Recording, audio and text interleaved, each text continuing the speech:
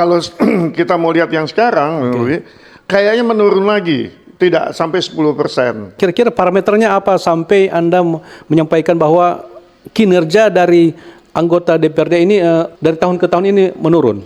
Ya, nomor satu adalah variabel kepekaan. Setiap wakil rakyat, setiap elit politik itu mesti peka. Itu lemah. Yang kedua adalah tentu kompetensinya.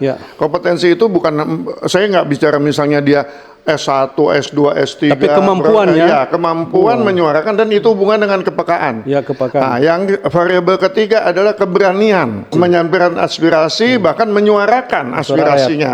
Nah, karena kalau mau dilihat fungsi ada tiga kan, pengawasan, budgeting, anggaran dan legislasi. Nah, dari fungsi ini kita nyebutnya parlemen sebetulnya. Nah, parlemen itu dari kata bahasa Prancis le parler, artinya bicaralah kepentingan rakyat.